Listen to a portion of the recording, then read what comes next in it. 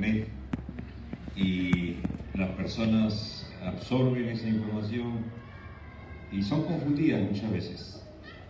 Yo creo que lo mejor es como escuchar a lo que el apóstol Pedro dijo: tenemos la palabra profética más segura, a la cual hacéis bien en estar atentos, la palabra de Dios. Y es lo que vamos a examinar. Vamos a leer nuevamente este texto para introducirnos ya de lleno al tema. Y el diezmo de la tierra, así de la simiente de la tierra como del fruto de los árboles, de Jehová es cosa dedicada a Jehová. Y si alguno quisiera rescatar algo del diezmo, añadirá la quinta parte de su precio por ello. Y todo diezmo de vacas o de ovejas o de todo lo que pasa bajo la vara, el diezmo será consagrado a Jehová. Aquí nos dice varias cositas rápidamente así. El diezmo es del Señor, es dedicado al Señor, es consagrado al Señor. Cosas sencillas, básicas, directas que están en el texto. Pero vayamos a la siguiente diapositiva. Ahí hay, ¿cuántos soles hay ahí? 10. Ya ustedes saben cuál es el tema. El siguiente clic nos dice el tema. Ahora, ¿cuántos de esos 10 soles sería del hombre? 9. A ver, dale clic. Ah, acertaron. ¿Y cuánto sería de Dios? 1. Todo es. Dale clic. Todo es de Dios. La Biblia dice: mío es el oro o mía es la plata. Dios nos da, Dios nos bendice. David decía: de lo recibido de tu mano te damos. Y eso hay que tenerlo claro, ¿no? Dios, así como nos da, Job, recuerdan, bendito sea el nombre del Señor. Dios dio, Dios quitó. Así como Dios nos puede dar, también nos puede quitar. Todo, absolutamente es de Dios. Muy bien, teniendo en mente esto y entendiendo que este tema es bastante controversial, y en la internet van a encontrar, nosotros estamos en la gracia, no estamos bajo la ley. Es lo que, amén, he escuchado ya ver, ahí están los amenes del internet. Veamos qué dice la ley. Siguiente, ¿qué dice la ley acerca del diezmo? Antes de introducirnos de lleno, ¿qué es lo que dice la ley? Otra vez, dale clic, la tercera vez que vamos a leer el mismo texto. El diezmo de la tierra, así de la simiente de la tierra como del fruto de los árboles, de Jehová es cosa dedicada a Jehová. Y si alguno quisiera rescatar algo del diezmo, añadirá la quinta parte, el 20%. Mire, si desea tomarse el diezmo, tiene que devolver el 20%, es la quinta parte de su precio por ello. Y todo diezmo de vacas o de ovejas, de todo lo que pasa bajo la vara, el diezmo será consagrado a Jehová. La ley te dice: si no das, siguiente me da como el 20%. Eso dice la ley. Así que no sé si quieres estar bajo la ley todavía, pero eso dice la ley. Ok. Lo primero que vemos, el diezmo pertenece a Dios. Eso dice la ley. El diezmo pertenece a Dios, es de Dios, es consagrado a Dios. Entonces, lo dice con claridad. No se necesita interpretar, no se necesita profundizar, porque bien claro, el diezmo es consagrado, a Él es dedicado. Ahí no hay vuelta que dar. Pero para entender lo que la Biblia dice acerca del diezmo, tenemos que entender que en la ley, a quienes se daban los diezmos, quienes administraban.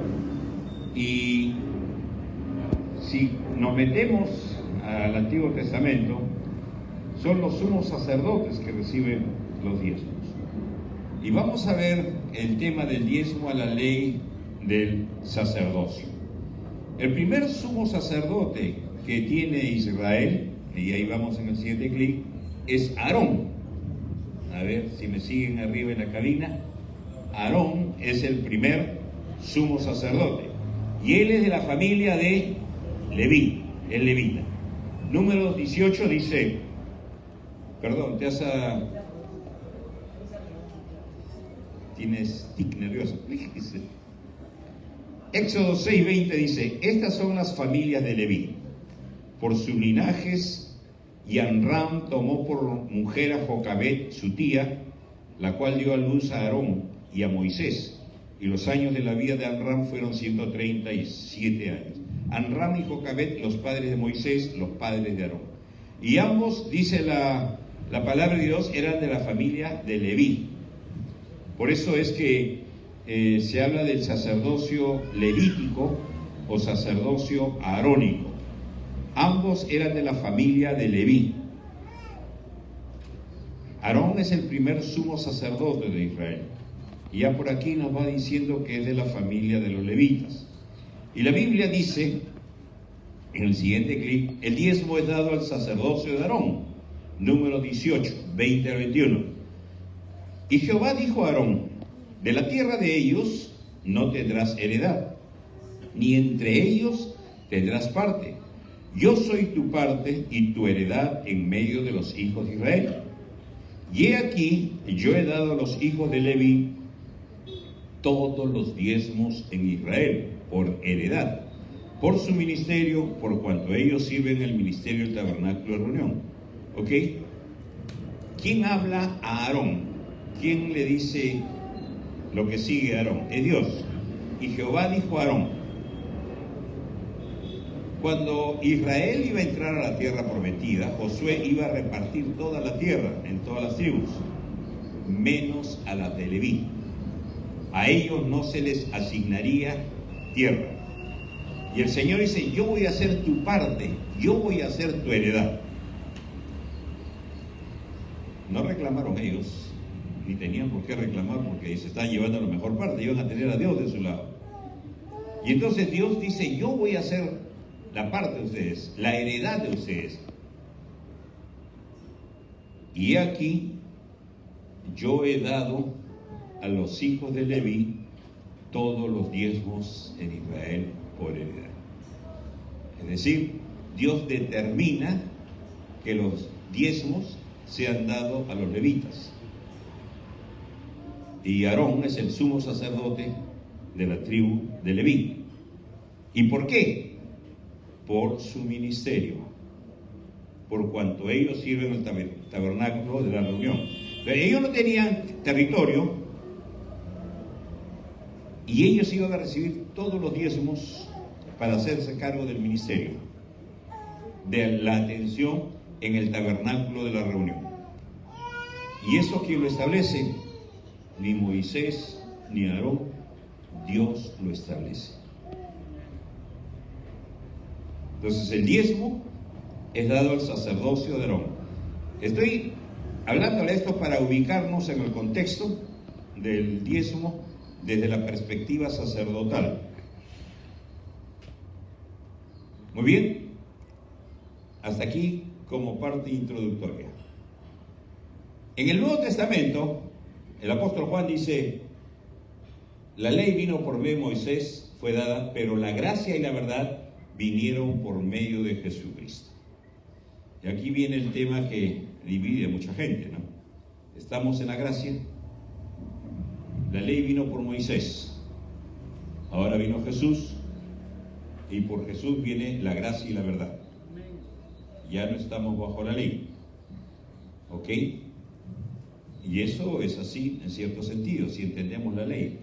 La ley tenía una parte que era la ley moral, los 10 mandamientos. La ley ceremonial, el tema de los sacrificios por los pecados, la expiación por el pecado. Las leyes civiles, que eran como la constitución de Israel. Recuerden, Israel era una nación. Israel limitaba al norte con Tiro, Sidón, al sur con Egipto, al este con Edom, creo, y al oeste con el mar Mediterráneo. Era una nación que tenía un territorio y tenía una constitución, tenía leyes. Por ejemplo, si alguien mataba sin querer a alguien, tenían las ciudades de refugio, donde estas ciudades tenían la obligación de recibirlo, de protegerlo. Había una serie de leyes civiles. La iglesia tiene territorios. ¿Con quién limita al norte la iglesia? ¿Con quién limita al sur la iglesia? Con nadie. No tiene territorio la iglesia, está en todo el mundo. No tiene una constitución, porque los creyentes están en el Perú, los creyentes están en China, los creyentes están en la India, en diferentes lados del mundo. Esa constitución, esa ley ceremonial ya no aplica para la iglesia. Ya no tenemos que presentar sacrificios, porque Jesús es el Cordero de Dios y se presentó una sola vez y para siempre. ¿O todavía seguimos presentando sacrificios? Los únicos que presentan son los israelitas del nuevo pacto, pero la iglesia no presenta. Entonces tenemos que entender la ley, cómo es la ley, qué es la ley, qué comprende la ley. La ley vino por medio de Moisés, pero la gracia y la verdad vinieron por medio de Jesucristo. Vayamos a graficar este mismo texto de uno en uno, en una línea de tiempo. ¿Qué es lo que va sucediendo? Ahora sí. Al principio, el año 0, Dios creó al hombre y la mujer a su imagen y semejanza, Adán y Eva. Ellos tuvieron muchos hijos. Los primeros fueron Caín y Abel. Cuando Adán y Eva cayeron, desobedecieron a Dios, ¿qué hicieron ellos para cubrirse? Para cubrir su desnudez, para cubrir su pecado. Se tejieron hojas de la higuera para cubrirse. ¿Pero qué hizo Dios? Pieles. ¿Qué significa eso? Tuvo que morir un animal para cubrir el pecado de ellos. Y esto está simbolizando a Jesús, el Cordero de Dios, que tuvo que dar su vida para cubrir nuestro pecado. ¿Ok? Entonces, ellos hacen, luego sus hijos, ¿qué hacen Caín y Abel? Presentan ofrendas a Dios. Caín presenta de la tierra y Abel presenta un animal. No había mandamiento, no había nada escrito, pero ellos presentan ofrendas. O sea, no hay ningún mandamiento ahí. No había ninguna orden de Dios, ninguna ley de Dios, pero sin embargo ellos presentan ofrendas. ¿Qué pasó? Pues tal vez el siguiente paso, después viene la época del patriarcado, cuando Dios llama a Abraham: y de ti haré una nación grande, ¿recuerdan? Y Abraham tiene a su hijo Isaac, Isaac tiene a Jacob, como Esaú, y de Jacob vienen sus 12 hijos, las 12 tribus, y nace el pueblo de Israel. Abraham, Isaac y Jacob, casi 2000 años antes de Cristo. Y como vamos a ver más adelante, Jacob presenta diezmos. No había ley, todavía no había la ley. ¿Por qué estas ofrendas, estos diezmos? Vamos a verlo. Pero yo no hay nada escrito en la Biblia que pueda decir, porque en tal capítulo, en tal versículo dice que Abraham tuvo que diezmar o Caín tuvo que... No lo dice. Pero creo que Dios de alguna manera les hizo saber a ellos lo que tenían que hacer. Después de Abraham y Isaac viene Moisés, 430 años esclavos en Egipto, y Dios levanta a Moisés para liberar a Israel de la esclavitud de Egipto. Y con Moisés viene la ley. En el monte Sinaí Dios le da las tablas de la ley, recuerdan, ¿verdad? Viene la ley. Y después de que Moisés llega, él no ingresa a la tierra prometida, Josué es el que ingresa, reparte la tierra, luego viene el tiempo de los jueces, y el último juez es Samuel, y después de Samuel empieza la monarquía, empieza Saúl, luego David, luego Salomón, se divide el reino, y vienen los reyes. El reino del sur es Judá, el reino del norte es Israel, y hay reyes en el norte y hay reyes en el sur. Viene todo el tiempo de los profetas y de los reyes. Hasta que, en el siguiente clic, viene Jesús, cumpliéndose más de 300 profecías en la primera venida de Jesús. Viene Él, nace en Belén, y conforme Él mismo lo dijo, y las profecías del Antiguo Testamento, Él viene a dar su vida, a morir en la cruz, y muere en la cruz. Y cuando Jesús muere, Él asciende a los cielos y viene el Espíritu Santo y empieza, el siguiente clic, la iglesia. ¿Dónde estamos nosotros en la iglesia? A grandes rasgos, hemos saltado un montón de cosas, pero a grandes rasgos para entender en la línea del tiempo. ¿Qué cosa podemos ver aquí en el siguiente clic? La ley.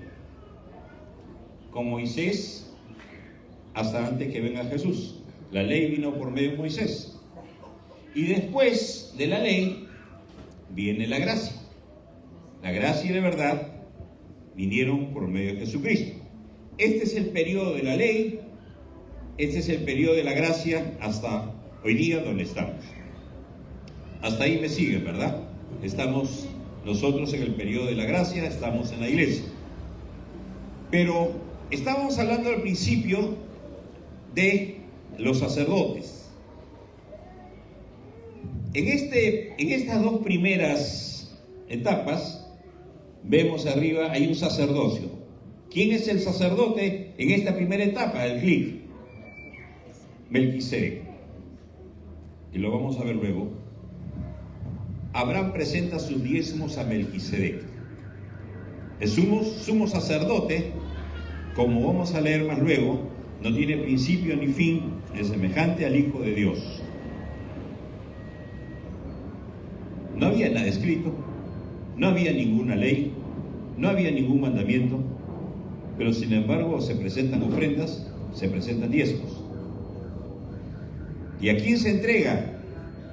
Al sumo sacerdote. En este periodo de la ley viene el siguiente, el sacerdocio levítico o arónico, que es temporal. Dios establece los diezmos, se entregan a la tribu de Leví, donde está Aarón como sumo sacerdote. Ahí se entregan los diezmos. Pero después de que concluye este tiempo de la ley, viene la gracia por medio de Jesucristo. La Biblia nos enseña que Jesús es nuestro sumo sacerdote que traspasó los cielos. Jesús dice, el sacerdocio de Jesús es según el orden de Melquisedec. Ambos son sacerdocios eternos. No tienen ni principio ni fin. Ok, entonces, ¿qué estamos viendo aquí? La historia, en esta etapa previa a la ley, se presentan ofrendas, se presentan diezmos. En la ley se establece formalmente las ofrendas y los diezmos. En la gracia, vamos a ver qué es lo que dice la Biblia acerca de los diezmos. Y cada etapa tiene un sacerdocio. La primera es el sacerdocio de Melquisedec, que es un sacerdocio eterno. La segunda etapa de la ley es el sacerdocio arónico, Aarón, y la tercera a Jesús. Veamos el sacerdocio de Melquisedec. ¿Cómo es? Dice en Hebreos 7, del 1 al 3, porque este Melquisedec, rey de Salem, sacerdote de quién es Melquisedec? Del Dios Altísimo, que salió a recibir a Abraham, que volvía de la derrota de los reyes. ¿Y qué hizo Melquisedec con Abraham? Lo bendijo. A quien asimismo, o sea, a Melquisedec, dio Abraham los diezmos de todo. Recuerden, se habían llevado a Lot y su familia. Abraham fue a rescatarlos y trae el botín de ahí, y se encuentra con Melquisedec, y Abraham le da los diezmos a Melquisedec. ¿Qué había hecho Melquisedec? Lo había bendecido. Dice, quien asimismo dio a Abraham los diezmos de todo, cuyo nombre significa primeramente, Melquisedec significa rey de justicia y también rey de Salem, esto es rey de paz. Sin padre, sin madre, sin genealogía. Melquisedec, no hay rastros de la genealogía de Melquisedec, ni tiene principio de días, ni fin de vida, sino hecho semejante a quién dice el texto, al Hijo de Dios. Al Hijo de Dios. Permanece sacerdote para siempre. Entonces vamos viendo un poquito el sacerdocio de Melquisedec. No tiene principio, no tiene fin, es hecho semejante al Hijo de Dios. Él bendice a Abraham, Abraham le da los diezmos a Melquisedec. Hasta ahí vamos claro, ¿verdad? Veamos el sacerdocio levítico, que es temporal. Hebreos 7:5 dice: ciertamente los que entre los hijos de Leví reciben el sacerdocio tienen mandamiento de tomar del pueblo los diezmos según la ley. En el sacerdocio levítico, en el tiempo de la ley, hay un mandamiento de diezmar y entregar los diezmos a la familia Leví, a Aarón, a todo el sacerdocio arónico. En el verso 8, y aquí ciertamente reciben los diezmos hombres mortales. Melquisedec no tiene fin de vida, no tiene principio de días ni fin de vida, es hecho semejante al Hijo de Dios, es eterno. Aquí en el sacerdocio levítico, los sacerdotes son hombres mortales, pero allí uno quien se da testimonio de que vive. En Hebreos 7:23, y los otros sacerdotes dentro del sacerdocio levítico llegaron a ser muchos, debido a que por la muerte no podían continuar. Muere Aarón y le sucede su hijo. Muere él, le sucede otra persona y es reemplazado por otra persona. La muerte les impedía continuar. No tenían un sacerdocio eterno, era temporal. El sacerdocio en la ley, el sacerdocio levítico o sacerdocio arónico. Y en Hebreos 7:26 nos dice que como aquellos sumos sacerdotes, los levíticos, de ofrecer primero sacrificios por sus propios pecados y luego por los del pueblo. Es decir, desde Aarón, que empieza el sacerdocio levítico o arónico, ellos ofrecían sacrificios por los pecados del pueblo, pero primero tenían que ofrecer sacrificios por su propio pecado, porque eran hombres pecadores, hombres mortales, hombres temporales. Y vamos viendo la diferencia entre el sacerdocio levítico y el sacerdocio de Melquisedec. Pero ahora veamos el sacerdocio de Jesús, el tiempo de la gracia. Hebreos 7, 14 y 7 dice: porque manifiesto es que nuestro Señor vino de la tribu de Judá, otra tribu diferente. ¿Aarón de qué tribu venía? De la tribu de Leví. Jesús viene de la tribu de Judá, el león de Judá, de la cual nada habló Moisés tocante al sacerdocio. Y esto es aún más manifiesto si a semejanza de Melquisedec se levanta un sacerdote distinto, no constituido conforme a la ley del mandamiento acerca de la descendencia, sino según el poder de una vida indestructible. Nadie puede destruir esa vida. Pues se da testimonio de él: tú eres sacerdote para siempre, según el orden de Melquisedec. ¿Qué es lo que estamos viendo acá? El sacerdocio de Jesús es según el orden de Melquisedec. ¿Y cómo era el sacerdocio de Melquisedec? No tiene principio de días ni fin de días. Es semejante al Hijo de Dios. Ese es Melquisedec. El sacerdocio de Jesús es según el orden de Melquisedec, el mismo orden es. Entonces, ubicándonos en la gráfica, el primer sacerdocio de Melquisedec, no hay ley, no hay nada escrito. Caín y Abel ofrecen ofrendas, Abraham da diezmos, aún sin haber nada escrito. Luego viene el sacerdocio levítico, arónico, con la ley, viene con Moisés. Ahí sí hay ley, hay mandamiento, hay que ofrendar, hay que diezmar. El diezmo es de Jehová, pero se entrega a la tribu de Leví, al sacerdote. Y luego viene el tercer sacerdocio de Jesús, que es según el orden de Melquisedec, porque Melquisedec es hecho semejante al Hijo de Dios. ¿Ok? Entonces vemos los tres sacerdocios diferentes: antes de la ley, en la ley y después de la ley. ¿Cómo era el diezmo? Vamos a ver en cada sacerdocio. En el tiempo de Melquisedec, Génesis 14. Entonces Melquisedec, rey de Salem y sacerdote del Dios Altísimo, sacó pan y vino. ¿Se acuerdan esos elementos?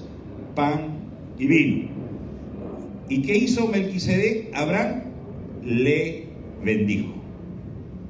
Le bendijo, diciendo: bendito sea Abraham del Dios Altísimo, creador de los cielos y de la tierra, y bendito sea el Dios Altísimo que entregó tus enemigos en tu mano. ¿Y qué hizo Abraham? Le dio los diezmos de todo. ¿Qué hizo Melquisedec? Lo bendijo. ¿Qué hizo Abraham? Le dio los diezmos. Génesis 28 nos habla del nieto de Abraham, Jacob. ¿Se acuerdan cuando Jacob, después de la lucha con el ángel, le dice: y esta piedra que he puesto por señal será casa de Dios, Betel, y de todo lo que me dieres, el diezmo apartaré para ti? Eso dice Jacob. ¿Había ley? ¿Había mandamiento ahí? No había. No existía la ley todavía. Pero ya se daba el diezmo. Ya Abraham daba el diezmo. Jacob daba el diezmo. Caín y Abel ofrendaban a Dios. Entonces, este sistema existía. Y lo que yo creo es que Dios grabó en el corazón de todos. Recuerden que Él grabó su ley en nuestros corazones. No había nada escrito, pero ellos sabían que tenían que diezmar y ofrendar. Este diezmo responde a Dios lo bendijo y Abraham dio los diezmos. Ahora sí, responde a la gratitud. Aquí no hay ley, no hay mandamiento en el sacerdocio de Melquisedec. Melquisedec bendijo a Abraham y Abraham dio los diezmos. Jacob dice: de todo lo que me dieres, yo daré el diezmo.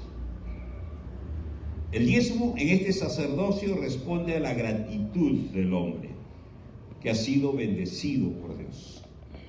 Esa es la respuesta natural del que ha sido bendecido por Dios.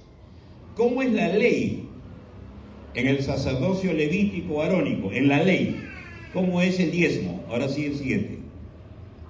El diezmo del sacerdocio de los levitas. Levítico 27:30, y esta es la cuarta vez que vamos a leer este versículo, ya lo tiene que tener, llevárselo de memoria. Y el diezmo de la tierra, así de la simiente de la tierra como el fruto de los árboles, de Jehová es cosa dedicada a Dios. La ley que dice que el diezmo es de Dios. Es consagrado a Él, es dedicado a Él. No es nuestro. Algunos me preguntan: oye, ¿puedo ayudar a un misionero, a otra persona con mi diezmo? De que puedes ayudarlo, pero hazlo por lo tuyo. Porque el diezmo no es tuyo, no dispongas de lo que no es tuyo. El diezmo es de Dios. Tú dispones del 90%. Ayuda de ese 90%. Pero tú no puedes disponer algo que no es tuyo. ¿Ok? El diezmo es de Dios. Y esto dice en el número 18, 20, 21: y Jehová dijo a Aarón: de la tierra de ellos no tendrás heredad, ni entre ellos tendrás parte. Yo soy tu parte y tu heredad en medio de los hijos de Israel. He aquí, yo he dado a los hijos de Leví todos los diezmos en Israel por heredad. ¿Por qué? Por su ministerio, por cuanto ellos sirven en el ministerio del tabernáculo de Dios. Aquí está hablando, el ministerio tiene necesidades y hay que sostener ese ministerio. Por eso ese diezmo es dado a los levitas. El ministerio de la iglesia. ¿Quién paga este local? ¿Es donación del alcalde? ¿Del ministerio de vivienda? ¿Quién paga la luz, el agua? Todo lo que se necesita. ¿Cómo se cubre los gastos del ministerio? Aquí está diciendo, le dice, se le da a la tribu de Aarón, a los levitas, porque ellos están a cargo del ministerio. Entonces, ¿cómo se suple la demanda del ministerio? Con los diezmos. con las ofrendas. Entonces cuando se da por esta razón, y ya se da, ahora el siguiente clic, por responsabilidad. La ley lo dice, y es por el ministerio. Y vemos otro principio. En el sacerdocio de Melquisedec se da por gratitud, en respuesta a la bendición de Dios. En el sacerdocio levítico se da por responsabilidad, porque es para el ministerio. Y en el sacerdocio de Jesús, ¿cómo es el diezmo? En Mateo 23, Jesús está hablando a los fariseos, a los religiosos, y les dice: ay de vosotros, escribas y fariseos, hipócritas. Hipócritas es alguien que está pretendiendo parecer algo que no es. Porque diezmáis la menta y el eneldo y el comino, y dejáis lo más importante de la ley. ¿Qué es lo más importante de la ley? La justicia, la misericordia y la fe. Esto, la justicia, la misericordia y la fe, era necesario hacer sin dejar de hacer aquello, sin dejar de diezmar. Ellos estaban muy solícitos en dar el diezmo, y recuerden que ellos daban para ser vistos por la gente, amaban lo externo, amaban lo superficial.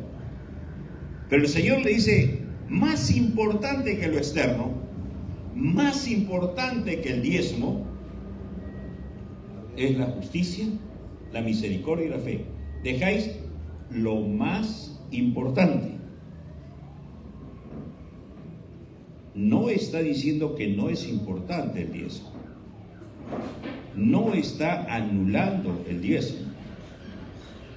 Lo que está diciendo, más importante es lo que sucede adentro que lo que sucede afuera. La justicia, que tiene que ver en tu relación contigo mismo, ser justo. La misericordia en tu relación con los demás, ser misericordioso con los demás. Y la fe en tu relación con Dios. Esto es lo más importante. Pero no está diciendo que dejen de diezmar sin dejar de hacer aquello, de diezmar. Jesús está añadiendo algo más a que la acción física de dar una cantidad de dinero. Quiere tu propia vida primero. Antes que tu dinero, quiere tu propia vida. Esto es lo más importante para el Señor. Porque algunos se contentan, ya, Señor, hasta el próximo domingo nos vemos. Y el resto de la semana viven como bien les parece. Lo más importante es la justicia, la misericordia y la fe. Pero eso no significa que dejas de diezmar. Sigues diezmando. ¿Qué es lo que está diciendo Jesús? Sigue diezmando. No está anulando el diezmo. Sigue diezmando.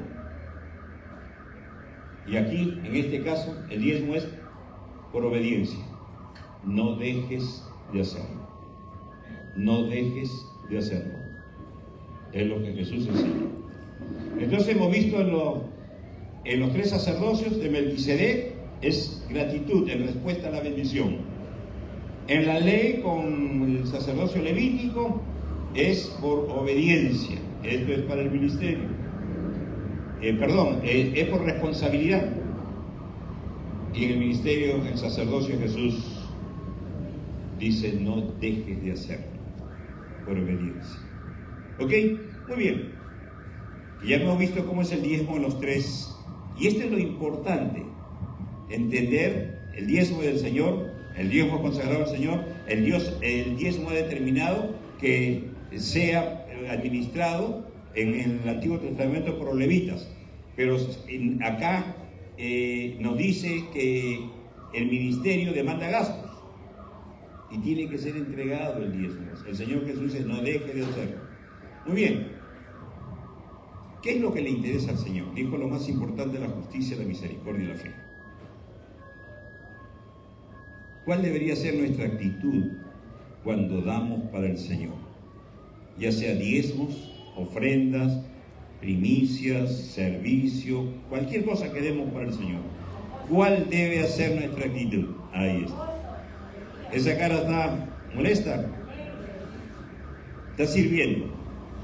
Pero veamos entonces qué es lo que nos dice ahora la palabra de Dios.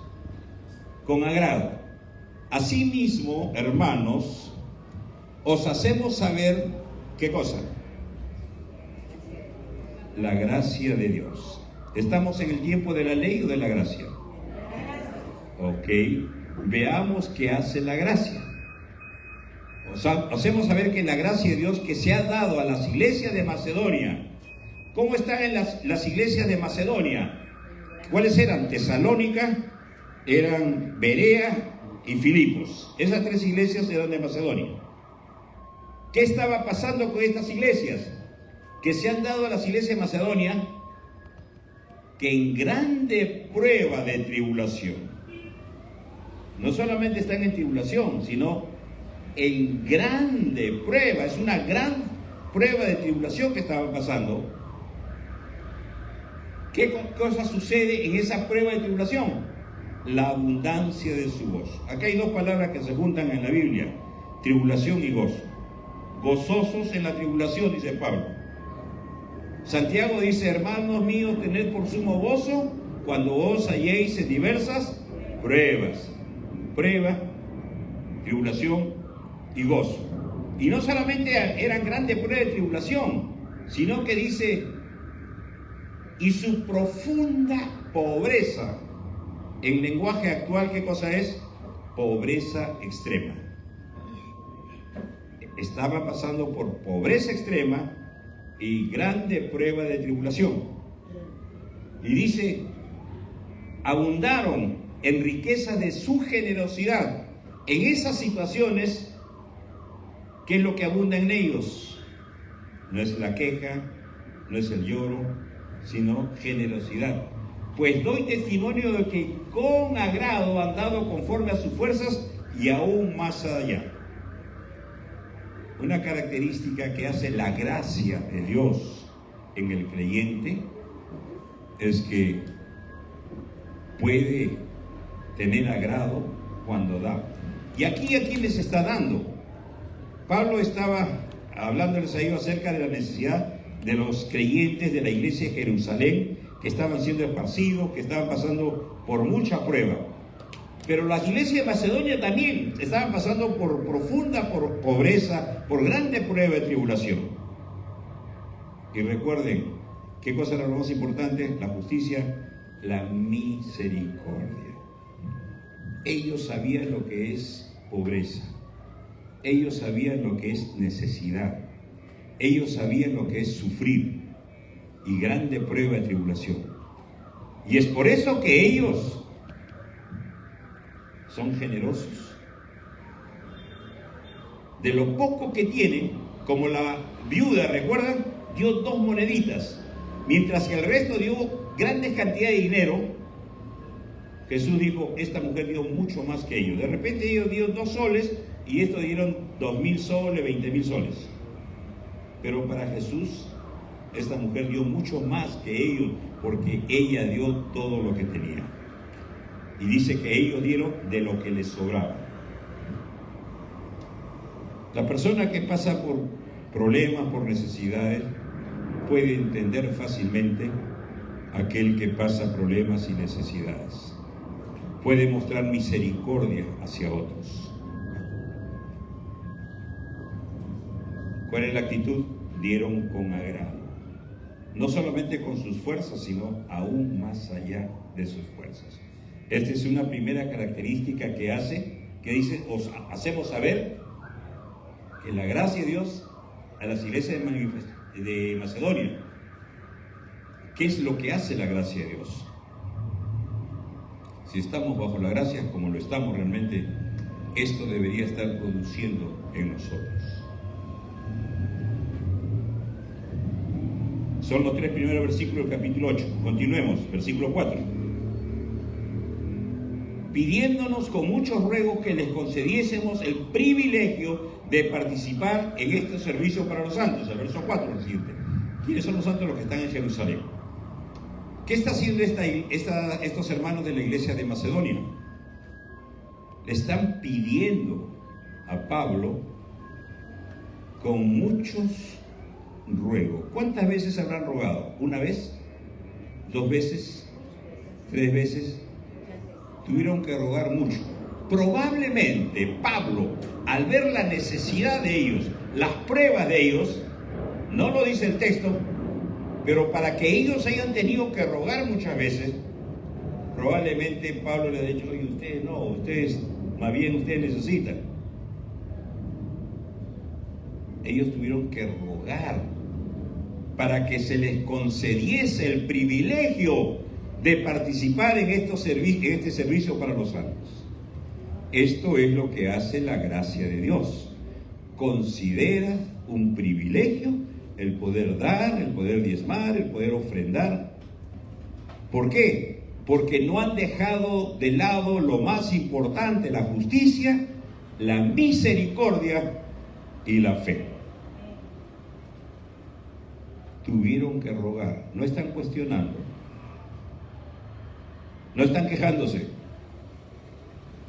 están rogando para poder participar.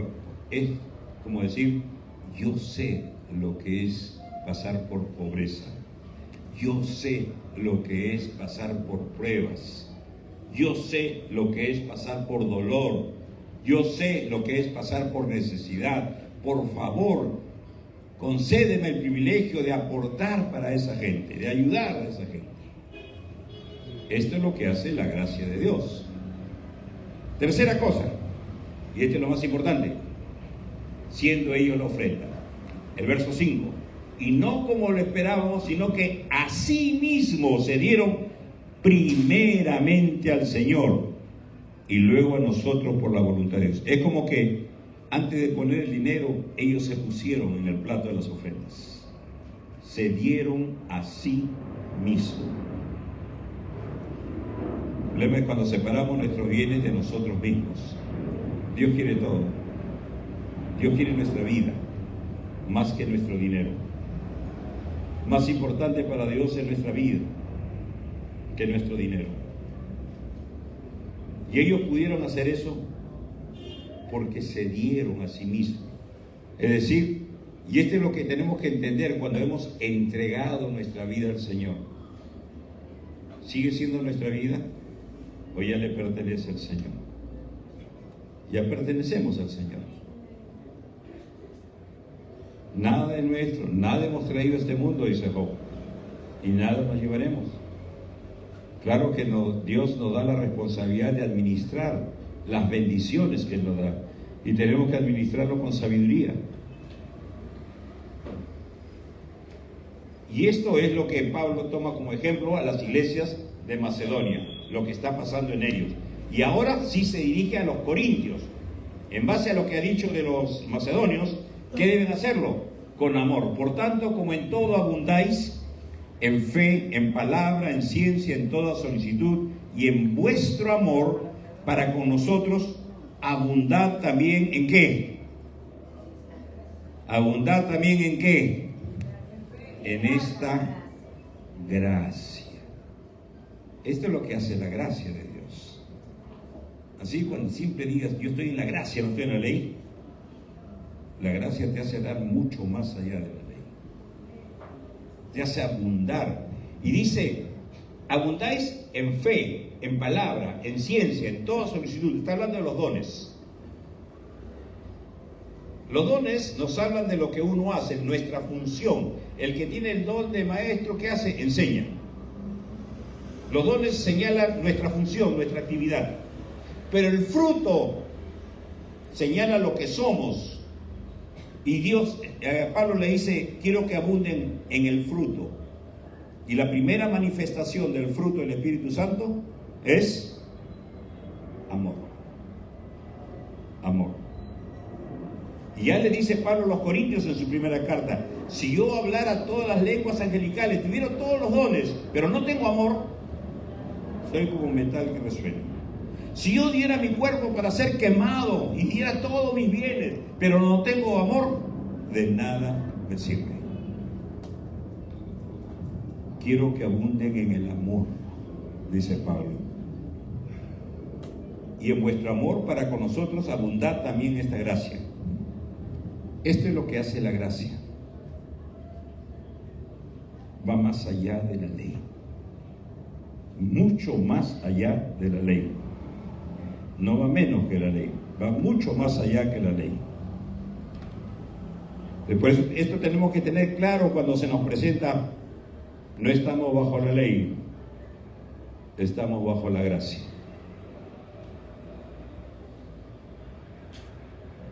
Otra actitud más, con generosidad. Por tanto tuve, dice, por necesario exhortar a los hermanos que fuesen primero a vosotros y preparasen primero vuestra generosidad, antes prometida. Habían prometido ser generosos, para que esté lista, no como de generosidad y no como de exigencia nuestra. Pablo le dice a los corintios, ya sabemos cómo son los corintios: preparen su generosidad. No esperen que yo les exhorte, que yo les hable. No esperen que estos temas se toquen desde el púlpito y digan: al pastor nos ha dado palo. Preparen vuestra generosidad, antes prometida. Y si prometemos algo, hermanos, la Biblia dice: mejor no prometas. Si prometemos, seamos responsables con lo que estamos prometiendo. ¿Qué más? Con alegría. Ahora sí, lo que dijiste, alegría. Cada uno dé como propuso en su corazón, no con tristeza ni por necesidad. Voy a dar para que me dé. No, porque Dios ama al dador alegre. Más que nuestro dinero, Dios quiere ver nuestro corazón, la actitud de nuestro corazón. Dios ama al dador alegre. Y por último, con la verdad. Ahí no. Con la verdad. Esto es importante, hermanos, porque a veces en nuestra vida cristiana somos muy fáciles a mentir. Somos muy fáciles a aparentar. Jesús señaló a los escribas y fariseos como hipócritas. Hipócritas es el que pretende ser lo que no es. Pretende aparecer como algo que no es. Y para entender esto, antes de leer esto, vayamos a Hechos, capítulo 4. Abra su Biblia para que no diga que la ha traído por las puras. Hechos, capítulo 4.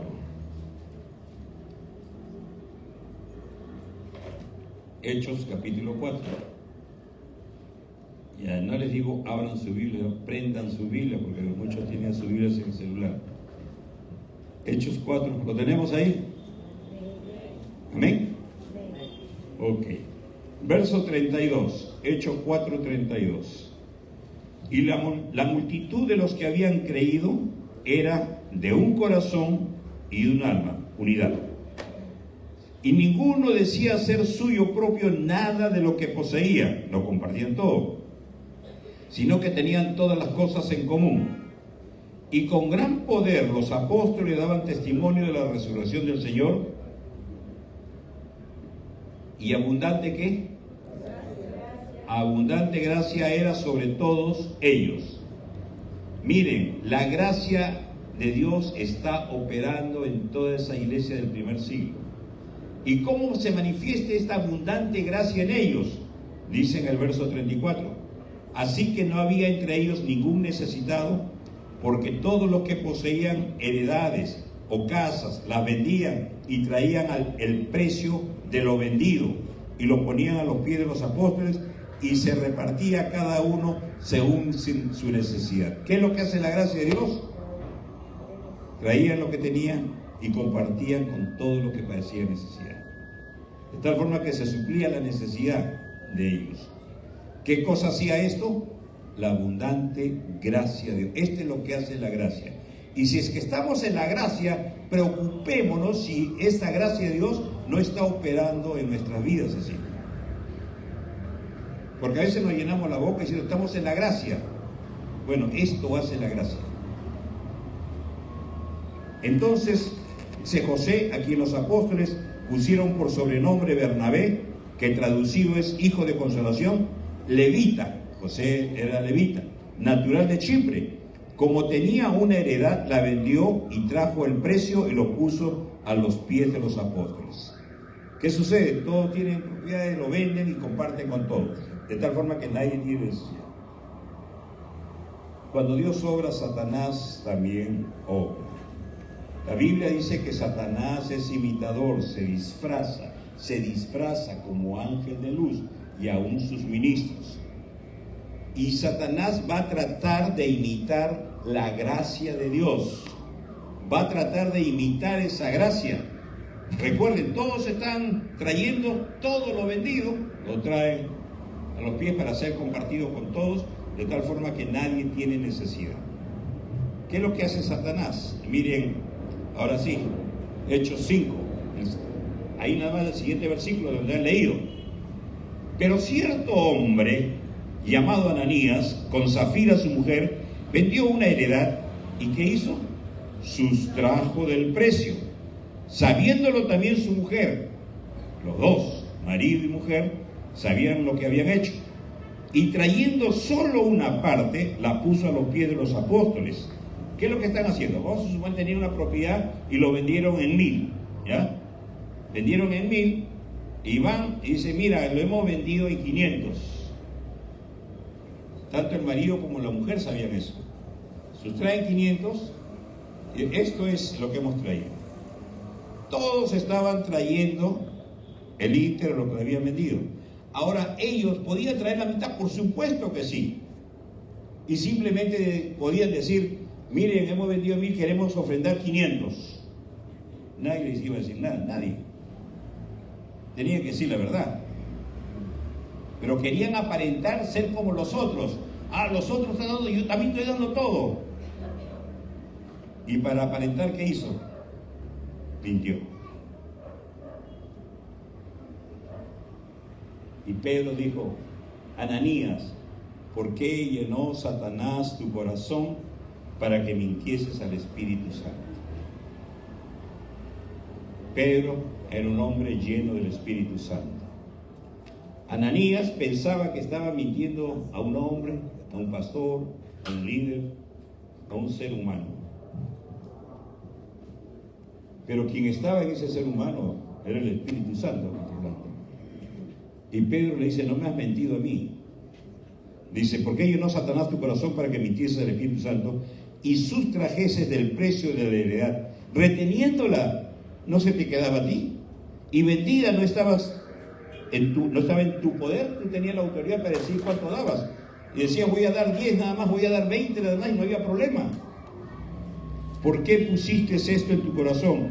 No has mentido a los hombres, sino a Dios.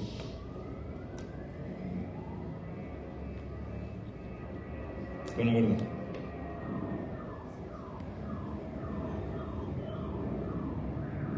Si tu diezmo es 1, da 1.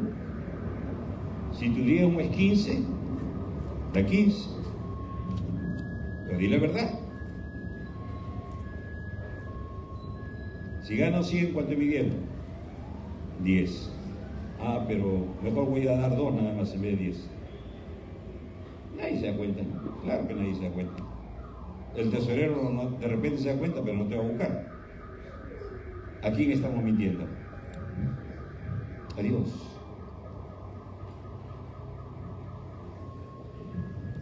Con la verdad. Con la verdad. Recuerden, Jesús dijo, el padre de toda mentira es Satanás. Y cuando una mentira va a salir de nuestros labios, tenlo por seguro que no es Dios quien está obrando ahí. Es Satanás quien está obrando. Ok, vayamos al final. El que es fiel en lo muy poco, también en lo más es fiel. Y el que en lo muy poco es injusto, también en lo más es injusto.